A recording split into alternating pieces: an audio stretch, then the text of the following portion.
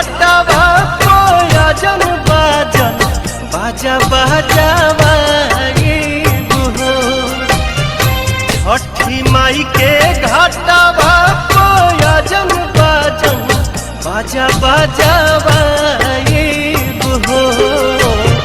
गोदिया में होई है बालकवा अर्घ देवे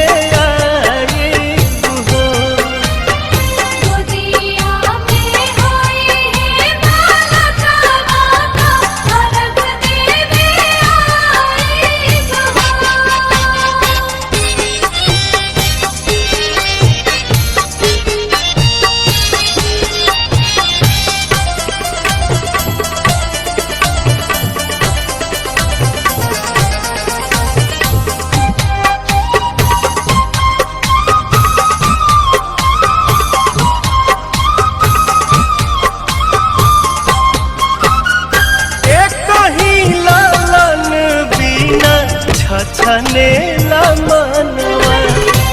सुन सहन लागे हमरो घरवा अंगनवा पूरी जहिया दिलावा के लला सात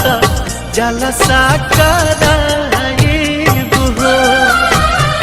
पूरी जहिया दिलावा के लला सात जलसा कराए गोदिया में होई है बालकवा कोसी भरवाई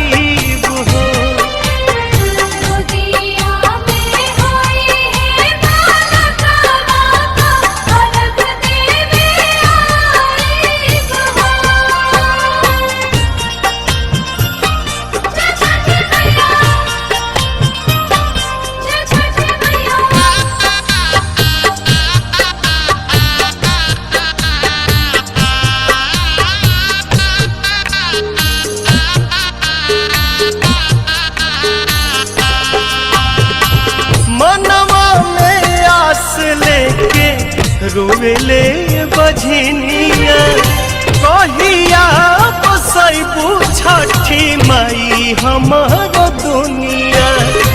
ऐसन सुनर फल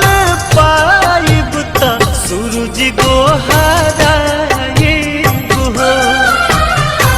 ऐसन सुनर फल पाइब त सूरज गोहराए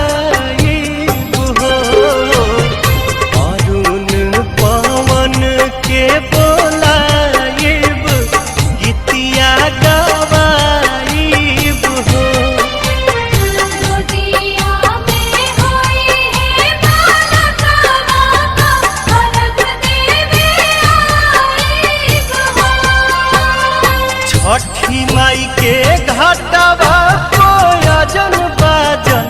बाजा बाजावा छठी माई के घाटवा कोयजन बाजन बाजा बाजावा